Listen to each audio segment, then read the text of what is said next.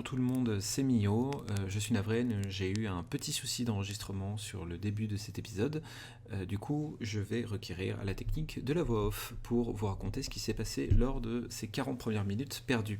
On s'était arrêté sur la conversation débutante entre Nadras et Anton, qui est un acteur de théâtre, et sur lequel ils vont discuter tous les deux assez longuement sur sur la présence d'Anton dans le château, dans la forteresse de Foxthorn.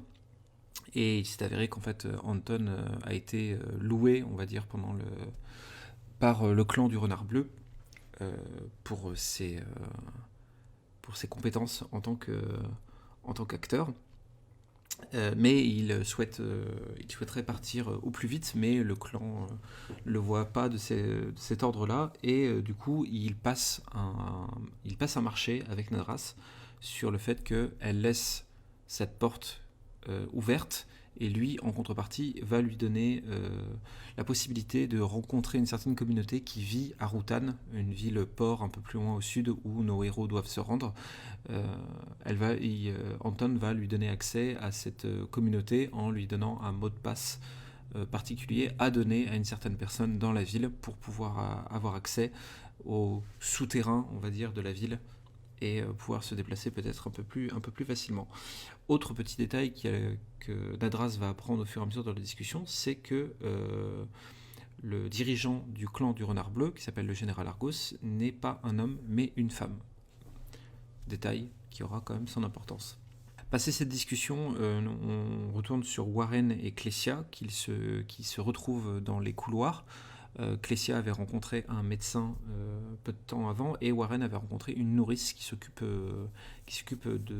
d'orphelins que le clan avait recueillis, et ils se retrouvent tous les deux et ils vont continuer à explorer un petit peu la partie nord de la forteresse, et vont trouver une chapelle dans laquelle il y a Everson.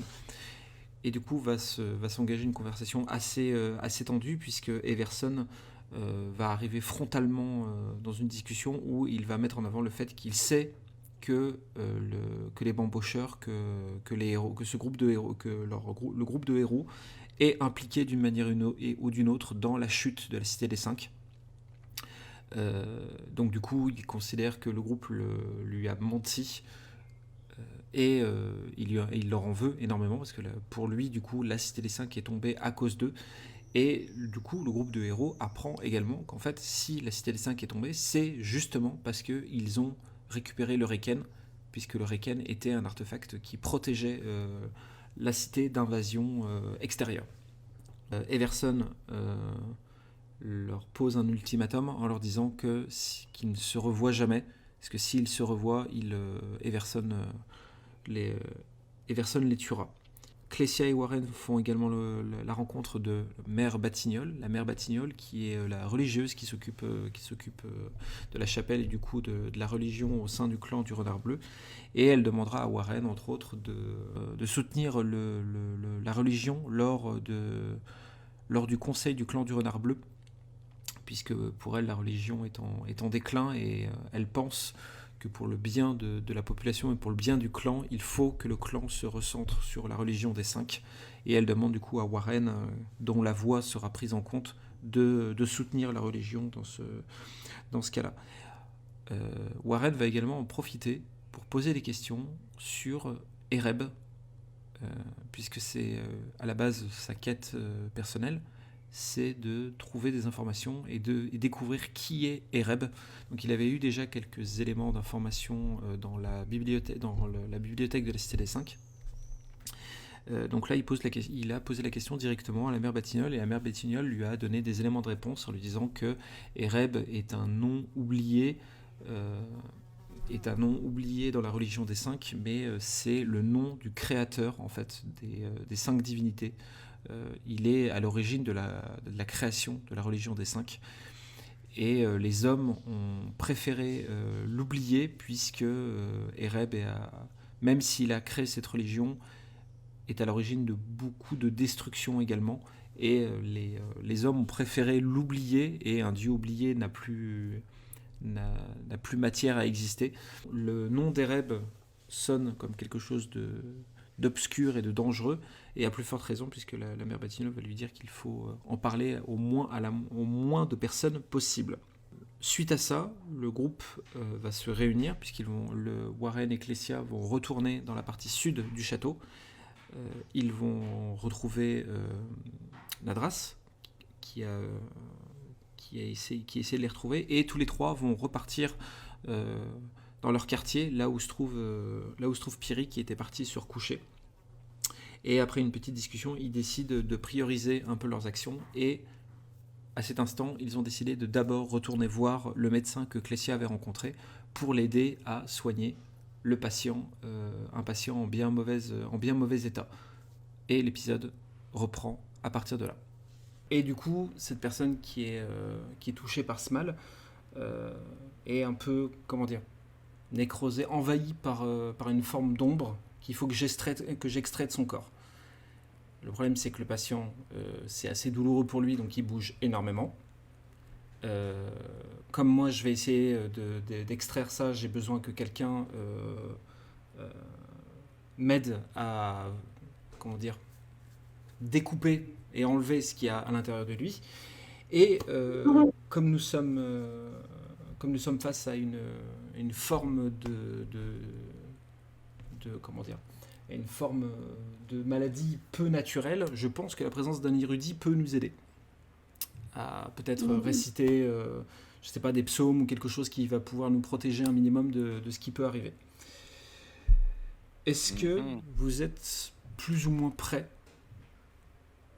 Est-ce que vous êtes plus ou moins prêts à affronter ce qui peut arriver? On n'a pas une potion que l'un de nous peut créer pour augmenter nos skills avant d'y aller, non? Je vous laisse regarder éventuellement dans vos sacs s'il y a quelque chose qui peut vous aider. Ça, moi. Un coup de fléau du gros dodu, ça peut peut-être l'aider à pas ressentir la douleur. Et il te voit manipuler ce truc en disant c'est pas chirurgical ça, jeune homme. Je vais vous demander de ranger ça, s'il vous plaît. Un coup sur le pied, un bon truc sur l'orteil, là, comme s'il se coinçait. Là. Ça va détourner la douleur.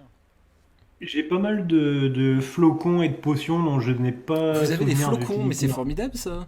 Des flocons, dis donc. Des flacons, pardon. En cette période de l'année, c'est quand même incroyable. T'as le descriptif des flacons hein, quand tu appuies sur le petit crayon à droite. Super. Ok, je vois. Il sert à quoi un lézard en corne en bois? C'était une petite sculpture qu'une petite fille t'avait donnée dans le hameau fuyant, une espèce de caravane que vous aviez croisée avant de traverser l'arche de l'Est. Et elle te l'avait donnée en te disant quelque chose. Et depuis, tu l'as dans tes sacs. J'ai une potion de lucidité qui augmente l'intelligence de 10, mais temporairement par contre. Temporairement. Ouais, t'as écrit temporairement. Attends, je vais le... Voilà. Le pochon marqué d'une rune que j'ai, c'est pas un espèce de truc de dynamite? Non, c'est un pochon de graines que tu as récupéré dans le moulin avant qu'il prenne feu. Alors, moi, il y a un truc qui m'intéresse à faire avant de rentrer. J'ai une pierre précieuse prise dans le moulin et il semble y avoir quelque chose à l'intérieur. J'aimerais bien l'ouvrir. Alors, cette pierre est blanche, profondément blanche, et en y regardant de plus près, tu as l'impression qu'il y a la forme d'un scorpion à l'intérieur. Okay. Démerde-toi avec ça, en fait, c'est un peu ça le truc. Je donne l'info de ce qu'il y a à l'intérieur. Après, si tu me dis que tu as envie de casser l'objet ou quoi que ce soit, il n'y a pas de souci, mais je te donne l'info avant que tu fasses quoi que ce soit. Ouais. Et moi, je peux demander à Warren de regarder la rune, s'il peut me la lire? Oui. Oui, essayer de comprendre qu'est-ce que ça pourrait être. Ça fait penser que j'ai jamais regardé la mienne non plus. Tu montres le pochon au groupe, en fait. Oui. Warren, ça te parle pas forcément. Par contre, Nadras, pour toi, c'est clairement une rune magique. Ok. C'est une rune de magie. Donc pour toi, ce qu'il y a à l'intérieur est forcément magique. Fessia, c'est une rune de magie, bien sûr. Eh ben, je peux lui donner à Nadras, du coup. Bien sûr, si tu veux. Elle sera peut-être plus Ah, c'est propice gentil. à s'en servir que moi. D'accord. Donc je transmettrai maintenant que le pochon est en possession de Nadras. Ok. Ce flacon, moi j'ai un flacon pourpre. Ce flacon a été emprunté tellement vite que vous ignorez son nom et son effet. Ça m'intéresse de le garder sous le coude, ce truc-là, et si jamais ça tourne au vinaigre dans notre opération, là, ben je teste pour voir ce qui se passe, si ça calme le gars ou pas. D'accord, ok. Il va nous le mettre en mode berserk. Tu sais. Tu vas le faire liquéfier, mais. Bon, allez, qui fait quoi? On y va. On y va, on est prêt. Puis il ouvre la pièce et en effet vous voyez une silhouette humaine bandée, complètement couvert de bandages. Ah, Non, alors calmez-vous. moi je ressors de la Putain, pièce. faut vraiment. Je savais pas que c'était le champ d'ambiance. Pardon, excusez-moi, c'était pas très joli ce que je raconte.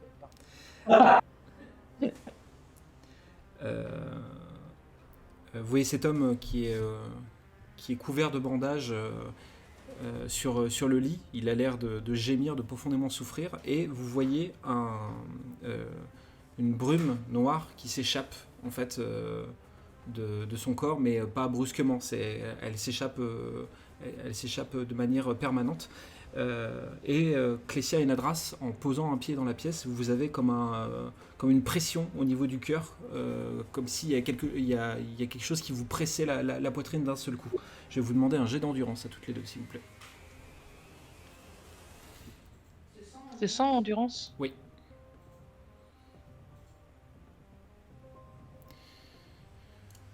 Oups. Oups. Clécia, c'est réussi. Nadras, c'est échoué. La pression dans ta poitrine te fait atrocement souffrir et tu perds un point de vie. C'est pas cool, c'est pas cool. Les ombres semblent réagir à votre présence et vous voyez qu'elles, comme des racines, en fait, elles sont en train de se répandre sur les murs. Comme si elles étaient en train de saisir les murs pour les maintenir. J'ai une idée. Oui. En fait, j'ai une potion. Alors, attendez, je vous ressors le nom. Flacon Soliculus. La fiole est entourée d'un tissu occultant. La moindre goutte à l'intérieur reproduit l'effet d'un soleil au zénith. Une surutilisation peut entraîner une perte de vue. Mais bon. Donc là, je crie à mes compagnons, fermez les yeux, ça a pété. Il y a le médecin te voit brandir une fiole et il dit attendez jeune homme, c'est quoi là ce que vous avez dans les mains?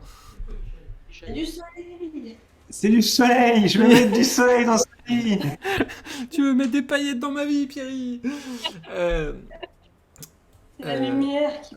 Alors, c'est une bénédiction que vous ayez ce flacon avec vous, mais si je peux ne serait-ce que vous conseiller un truc, c'est qu'il faut qu'on retire d'abord l'amas d'ombre qui est à l'intérieur du patient avant de l'utiliser.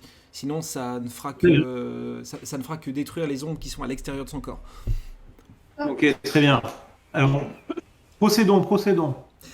Il vous tend à tous des tissus qui sont imbibés de vinaigre en disant vous mettez ça sur vos bouches pour éviter de trop inhaler les vapeurs de brise. C'est parti. Il se rapproche du corps du patient et il constate que son corps a été encore plus infesté qu'hier.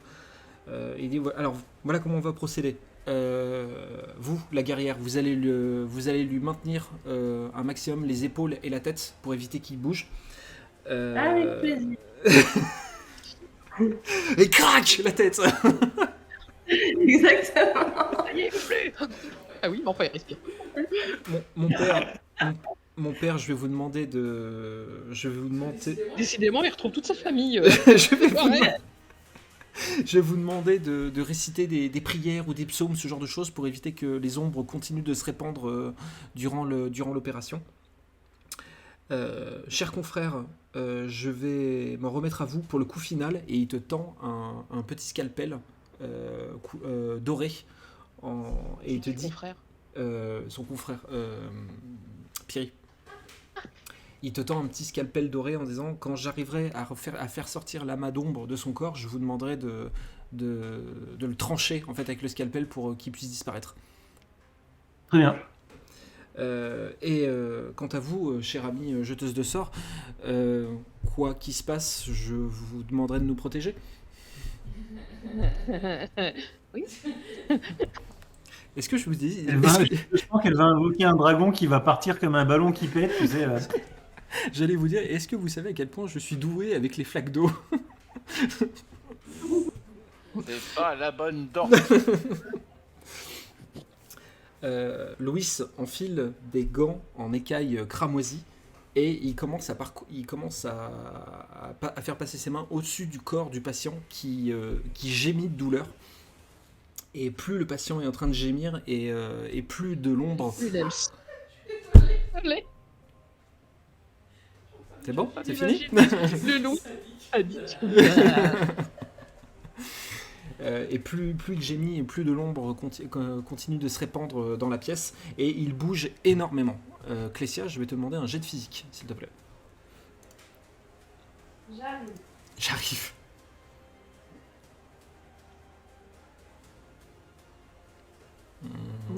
C'est un échec? Eh oui, c'est un échec.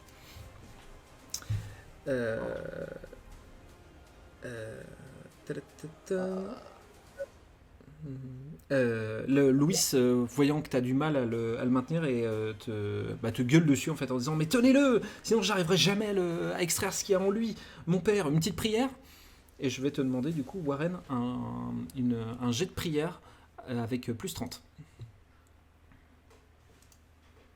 Avec un plus 30. Ouais, donc t'es à 40. Ah, donc je fais un dé de 100. C'est ça.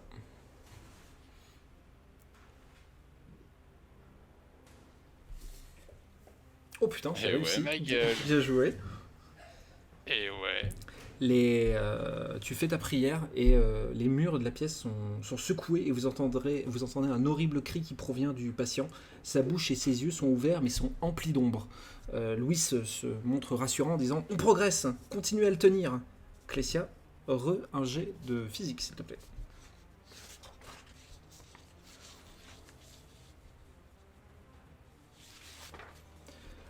Le patient arrive à se dégager de ton étreinte. Il se met à hurler tout ce qu'il peut, et vous voyez de ses yeux et de sa bouche d'immenses racines qui sortent et se répandre dans la pièce, et qui ont l'air de se rejoindre à un même point, c'est-à-dire au niveau de la porte. Et ces racines sont en train de former quelque chose, une forme assez étrange qui finit par prendre réellement vie. Vous avez un immense scolopendre d'ombre qui vient d'apparaître dans le fond de la pièce. Ah, je me rappelle, c'est moi qui ai choisi cette image. Et Louis en voyant ça en disant: magicienne, ça va être à vous. Eh bien, je vais faire de la magie. Donc je lance un dé de magie, j'imagine. Oui, pour commencer. Voilà, bon bah c'est niqué les enfants. Tu vas pour essayer d'amener de la magie dans tes mains, mais les ombres ont l'air tellement présentes que tu ne vois même pas tes mains, et ça te fait paniquer, et du coup tu ne réussis pas à invoquer de magie. Ça sert à rien. Je vais faire bouger notre ami, votre nouvel ami, votre nouveau meilleur ami. C'est une phase de mythe, ça. C'est une phase de mythe. Attends que la lettre soit sortie. Ah, mais du coup, on peut faire le machin avec le soleil, là. Ah oui. Comme ça, vu qu'il est à l'extérieur, là, on peut essayer de le cramer, là. Cramer ça. Ça y est, en fait, il n'y avait que ça à l'intérieur? Oui. Enfin, que ça. On sait pas encore. Vous m'entendez? Oui, on t'entend. Oui. Louis te répond non, ça c'est une manifestation due au fait qu'on n'arrive pas, qu'on ne va pas assez vite. Mais il y a encore des trucs, le mal est encore en lui. Mais si vous avez une solution pour vous débarrasser de ce truc rapidement, n'hésitez pas. Hein. On va essayer, moi, de faire de la magie. Alors, à moins que Piri fasse quelque chose là maintenant, la créature fera quelque chose là. Il est toujours relié à... Moi, j'ai envie de prendre une torche. Mec, par les lumières d'ombre ou pas? Non, il n'a pas de lien d'ombre. Le scolopendre n'a pas de lien d'ombre avec le patient. Là, il est totalement. Ah oui, il s'est détaché. Ouais, il est totalement autonome. Moi, j'ai envie de prendre une torche qui est au mur et j'essaye d'utiliser la lumière du feu contre cette créature d'ombre. Crame-le. Ok, très bien. Tac, je vais te demander du coup un jet de dextérité, s'il te plaît, Piri.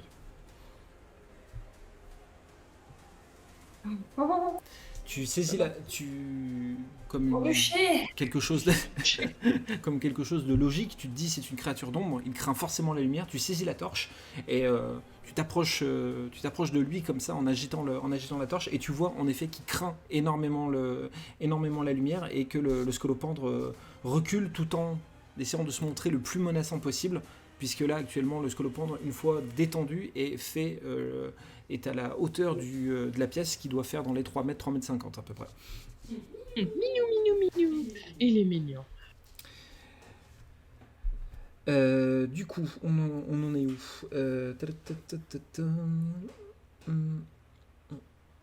J'ai fait quand même un très bon score pour que juste qu'il recule d'un pas. Hein. Alors, si je peux me permettre, j'ai annulé. Ça fait que son attaque qu'il aurait dû lancer avant que tu interviennes n'a pas eu lieu. Parfait. Oui, mais si on n'a pas toutes les infos, c'est normal. Hein, parce que ça sert à rien. Eh ben oui, mais comme ça. Oui, mon cher monsieur. Je vais redemander un jet de physique à Clécia. Ouais, mec, hein. Hop. Tu réussis à replaquer le patient contre le...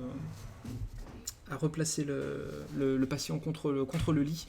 Et Louis arrive à continuer à faire à faire ses mouvements avec ses gants. Et il finit par s'arrêter à un endroit en disant je crois que j'ai trouvé où se loge le mal dans son corps. Je vais l'extraire. Chers collègues, il va falloir que vous veniez pour trancher le mal quand je vais le faire sortir. Oui, Je suis prêt. j'arrive. Non, c'est bon. Alors attendez, j'ai pas tout compris. J'ai dit que j'étais prêt. D'accord, ok. Et Warren, t'avais dit quoi? Bah du coup je le remplace. Tu lui prends tu lui prends la torche? Ok, d'accord, très bien. Ouais. D'un geste assez précis, Louis se sert de ses deux gants pour faire sortir une espèce de forme du torse du patient. On dirait un fœtus fait d'ombre et de matière noire. Et il te crie c'est maintenant ou jamais. Et je vais te demander un jet de dextérité, s'il te plaît. Fais couper le cordon ombilical. La coupe le cordon, hein. C'est réussi. Tu plantes le scalpel dans cet amas de chair et le son déployé vous vrille les oreilles. La main d'ombre dans la pièce se culmine à un point précis où le scalpel a frappé et dans un silence soudain, tout s'arrête. Le scolopendre d'ombre a disparu. Les racines d'ombre autour de vous ont disparu. Cette espèce d'amas de chair a disparu également. Et Louis reprend son souffle et il constate que le patient respire. Et il est vivant, c'est incroyable. C'est la première fois que je vois ça, qu'on arrive à soigner quelqu'un du brise. Je dois l'admettre, vous avez été absolument formidable. Je vais m'occuper de lui. Revenez un petit peu plus tard revenez un petit peu plus tard, le temps que je termine avec lui, et je vous ferai une petite proposition pour la suite. Très bien, à tout à l'heure. Bon courage. Merci. Et encore bravo. Hein, félicitations. Vous n'avez pas volé le terme de héros pour vous qualifier. Vous quittez la pièce. Hop. Du coup, assez fier de ce que vous avez accompli, de ce que vous avez réussi à accomplir. Et du coup, je vous demande ce que vous comptez faire maintenant. Bah, on fait ce que Perry il a dit. Ouais, sans déconner, si on arrive à retrouver. On va trouver l'autre Pégu là, on lui présente la daronne. Une goutte de GHB dans chaque verre. Oh, Putain, cet épisode, il va me demander du montage. Hein. Il se réveille à Las Vegas, hop. Toi tu dis oui, toi tu dis oui. Mon Tu vas Dieu. l'oublier. Mon Dieu, mon Dieu, mon Dieu. Ah là là. Non, mais par contre, je suis sérieux, s'il y a moyen de retomber dessus. Il y a moyen de retomber dessus, MJ? il va nous tuer, le mec. Alors, je vous le dis, il a... Il a une dent contre nous. Hein. Alors, vous pouvez le chercher, mais je vous le dis, vous le trouverez pas. Je pars du principe que vous le trouverez pas. Et si je fais un dé, et que je fais 0 ou 1, un dé de recherche, le mec. Il est en train de négocier. Eh non, attends, on demande au médecin. Ouais. Est-ce qu'il a une meuf? Ah, pas bête. Oh, c'est On Ouais, mais lui le demande. Le médecin, il est bien occupé. Oui, il est Si découragé. vous voulez demander au médecin, allez-y. Non, mais le médecin, il est bien occupé, là, on va pas lui demander d'aller s'occuper de la veuve et de l'orphelin. Merci. Non. Il y a au moins un qui... Faut lui présenter comme ça. Non, bon, ok, j'arrête. Non, mais vous faites ce que vous voulez. C'est pas parce que je vous... Par contre, on peut peut-être aller voir la meilleure sœur pour lui demander si elle est intéressée par donner une éducation religieuse à des enfants du peuple, de la communauté. Ah, oui, ça peut être aussi une idée. Bah non, on va en faire des fanatiques. Ça me plaît pas bien cette idée, moi. Les écoles religieuses. Non, mais je sais pas, bah, vous en pensez quoi les autres? Moi, j'aime bien l'idée d'aller demander à la mère sœur Tatas. Elle s'occupera tôt, on n'en parlera plus. Allez, bon, on y va. Donc Clécia, Oh, je et, Clécia et Warren qui partent devant parce qu'ils connaissent les lieux. Hop, et qui se rendent du coup à la chapelle. Maman sœur. Oh mon fils, vous êtes revenu avec vos amis. Mais vous êtes les héros du Moulin Cendré. Pardonnez-moi, je ne vous avais pas reconnu tout de suite. Bienvenue dans la chapelle de la forteresse de Foxthorn. Qu'est-ce que je peux faire pour vous? Est-ce que vous accueillez la veuve et l'orphelin, par exemple, enfin, et les orphelins en l'occurrence? Le clan s'efforce à accueillir des orphelins, oui. Pourquoi cette question? Parce que j'ai rencontré une mère de famille qui a beaucoup d'enfants et qui est dépassée un peu par la situation et qui aurait besoin d'aide et ses enfants auraient besoin d'une éducation et de trouver la voie de la sagesse. Ah, mais vous Je parlez me de demandais si la... vous pourriez les accueillir. Vous parlez de la nourrice? Peut-être. Ah, donc ce ne sont pas ses enfants. Et merde. Non, si vous parlez de cette personne qui vit dans les dortoirs au fond de l'aile ouest du château, c'est la nourrice, c'est la personne qui est en charge des orphelins. Mais qu'est-ce que vous voulez pas les accueillir? Les accueillir, comment ça? Non, en fait. Leur donner quelques cours de caté pour les occuper. Voilà. Les Ils nous demandé éduquer un peu. une éducation pour mettre ces petits-enfants dans la bonne voie. N'est-ce pas le rôle de l'Église, on appelle ça comme ça chez nous, n'est-ce pas le rôle de l'Église que d'aider ses douailles? Et ça rejoindrait votre volonté d'intégrer un peu plus l'Église au sein de la communauté. Alors elle se redresse, un petit peu fière comme ça, elle range ses bras dans sa toge et elle dit ces petits êtres délicieux qui ont brisé plusieurs de mes vitraux avec des pierres. C'est de... Certainement, mais c'est parce qu'ils ont Justement, ils ont besoin d'être remis dans le droit chemin. De la voix du Seigneur. Que les Les dieux, religions n'enseignent-elles pas le pardon? que les dieux m'en soient témoins, j'ai essayé de faire quelque chose avec ces êtres adorables, mais j'ai préféré abandonner avant que le péché ne m'amène à faire des choses que je regretterais. Vous êtes pas Que très vous résistant. dites ça. Pourtant, Qu'est-ce qui a bien pu se passer? les enfants d'aujourd'hui sont le peuple de demain. Vous auriez tout à y gagner. Oh, le poncif.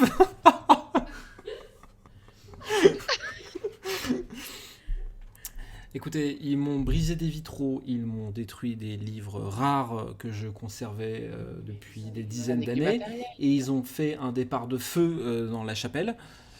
Je pense que les dieux m'en sont témoins, j'ai fait de mon mieux. Oh non, mais moi je dis ça, j'ai rien. Il Mais suffit donc, de dans Oh, une tout pièce. ça pour une réplique de puissant. Il suffit de les accueillir dans une pièce entièrement vide et entièrement vide. pour quelques dégâts matériels et enfantillage, vos dieux n'auront pas l'occasion de connaître une expansion grâce à votre éducation, à votre partage. Elle a pas les nerfs pour ça. Écoutez, héros, je pense que vous m'avez l'air extrêmement bien taillé pour la... Comment dit-on? La bavette. Ça marchera certainement sur les enfants. On parlait pas de bavette, ils m'ont déjà fait bouffer de la viande au réveil. Je vois Le dernier mot, Palpate? je vois que vous avez... vous avez la force physique, vous avez la tchatch, Oui, mais nous, on a autre chose à foutre. vous avez la tchatch, vous avez la magie, vous avez l'érudition. Allez-y, je suis sûr que vous aurez de merveilleux résultats. Et puis, quel enfant ne craquerait pas devant les héros du Moulin Cendré?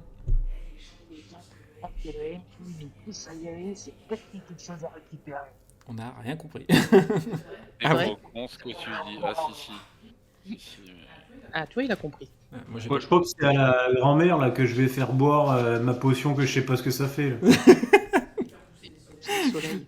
Piri, À la grand-mère de... Ouais, Clécia, à 3, on la tient, et Perry lui fait boire. Et hop. Allez, on teste sur la mère sœur ce que ça donne. Oh Allez. non, mais c'est pas possible, je me désolidarise complètement de ces Non, pas une vieille et une sœur en plus. Enfin, une maman, une mère. une sœur. Vieille, elle a 35 ans, va falloir commencer à avoir du respect quand même, les enfants, parce que moi je vais pouvoir me fâcher aussi. Hein. Non mais on l'a dit à l'époque, comme les chiens, ça fait x7. Oui, c'est vrai. Là, elle est super vieille en fait. Mhm. C'est Dumbledore la machine. Et 10 points pour Gryffondor.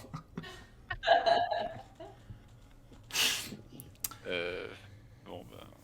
Bon, bah écoutez, je crois qu'on va aller voir directement la mère, enfin la nourrice. Oui, du coup. Je pense, oui, vous devriez faire ça. Et du coup, je veux juste reposer une dernière question à Palpate. Oui, mon fils. Tout à l'heure, on parlait des rêves. On a été vous savez où Qu'est-ce qu'il on vous parlait prend? de. Vous savez. Ouais. Kestia, tu peux nous laisser, s'il te plaît? Non, mais tous, les trois. Bon, Ça c'est va, vous. je parle pas. Bon bah, allez, cassez-vous. Bon bah venez, on les laisse discuter entre eux et Bon, on, les alors, on attend Warren devant la porte. donc, tout à l'heure, on parlait des rêves. C'est bon là? Je peux parler? Oui. Est-ce que vous sauriez où est-ce que je pourrais trouver d'autres infos sur le sujet ou des personnes qui s'intéresseraient aussi à ça?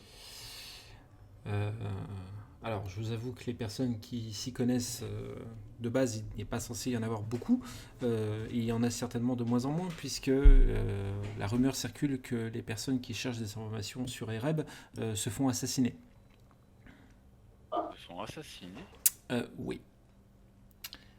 Vous en savez plus à ce sujet? C'est l'obscurantisme, tu fais comme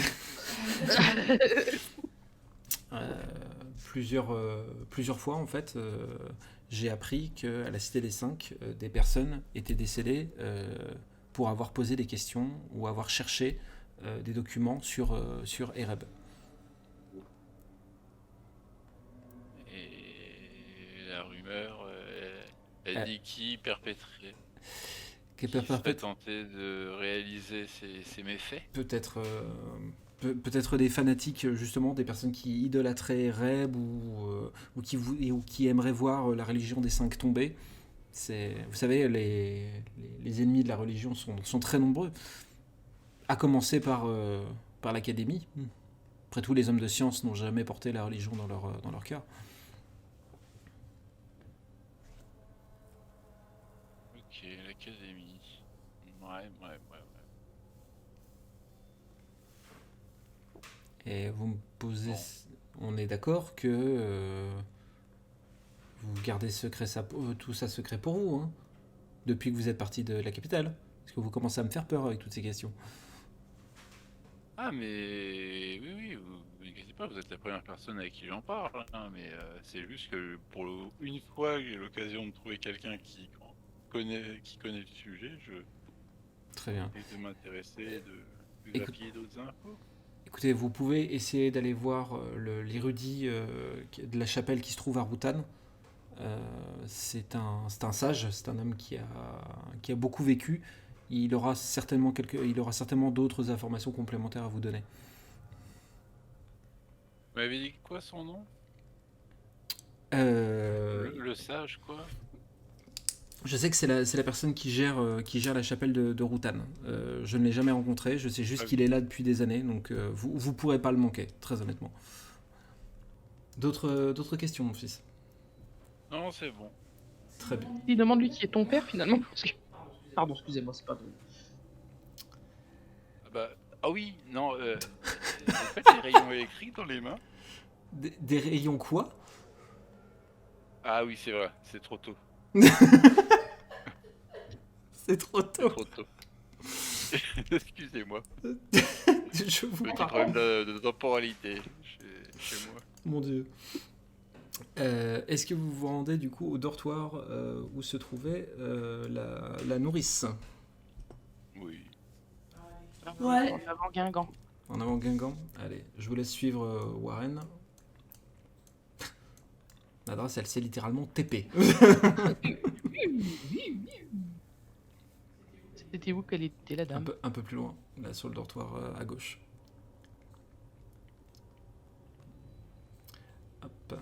La nourrice vous voit revenir et elle dit: Oh, vous avez ramené vos compagnons, les autres héros du Moulin Cendré, vous avez donc accepté ma proposition? Et elle te saisit les mains comme ça, elle te regarde avec ses grands yeux mouillés, Warren. Oh bah au début, on a dû vous voir, oui. Oui, on n'allait pas vous laisser comme ça, sans nouvelles. Alors, les petits vont être ravis d'apprendre que des héros vont s'occuper d'eux. Et quand vous rentrez... On aurait bien renseigné que vous êtes nourrice parce que vous avez failli être marié 4 fois. Hein. Ah bon, d'accord. Ah non, laissez tomber. Ouais, je sais pas. Moi, j'étais parti dans les... Je me souvenais que c'était vos enfants. Je traîne deux Marius là derrière. Non, vous savez, je n'aurai pas le temps d'avoir des enfants. Ceux-là me prennent déjà beaucoup trop de temps. D'accord. Le médecin, il est pas mal. Hein. Bref. Alors, qu'est-ce que vous voyez ? Les 4 enfants sont en train de discuter dans la chambre et ils s'arrêtent à votre arrivée. Et la jeune gouvernante fait vite les présentations. Donc là, on a Sarah qui a 8 ans. Et je pense que vous, jeune jeteuse de sorts, il y a quelque chose qui connecterait bien entre toutes les deux. La petite Cindy, elle a 6 ans. Alors, elle paye pas de mine comme ça, mais c'est la petite dure de la bande. Donc, je pense qu'une guerrière pourrait lui montrer 2-3 trucs pour apprendre à se canaliser. C'est bien, hyper suspicieux. Et il y en a un qui a une belle moustache. Et là, On pourrait apprendre comment la tailler. Il y a un petit garçon assez propre sur lui, mais qui a un air particulièrement malicieux sur le visage. Elle dit: bah, lui, c'est Matt, 6 ans. Il rêve d'être académicien. Est-ce que vous pensez que vous pourriez vous occuper de lui? avec plaisir. Et le dernier enfant, qui est un peu plus vieux, qui fait un peu plus vieux que les autres, il a 10 ans, et il s'appelle Anthony, et il est adossé au mur, et il fait un peu ténébreux, un peu taciturne, comme ça. Dark Sasuke 666. Et il dit cher érudit, je pense que là vous avez une brebis égarée qui sera propice à vos bons conseils. Enchanté Toto. Enchanté Toto, c'est ce que t'as dit. Enchanté Toto. Et il dit bon bah écoutez, je pense que pour engager cette bonne collaboration, on a pour habitude de se taper dans la main. Alors allons-y tous ensemble pour éduquer ces enfants. Hi-ha. Youpi. Ouais. Choubidoua. Vos mains s'entrechoquent avec les enfants et à peine vos mains se touchent que vous vous sentez partir et que vous vous évanouissez. Ça dure que quelques secondes, mais ce blackout vous paraît une éternité. Et quand vous rouvrez les yeux, vous avez l'impression qu'il y a quelque chose qui a changé. Et vos corps sont sur les lits, sont sur les 4 lits. Mais ce qui vous paraît super bizarre, et ça vous prend quelques secondes pour réagir, c'est que vous voyez vos corps, en fait. Et vous vous demandez ce qui se passe, et en tournant la tête, vous voyez la gouvernante, mais vous voyez que la gouvernante, elle est grande par rapport à vous. Et en fait, vous vous rendez compte que vous êtes dans le corps des enfants.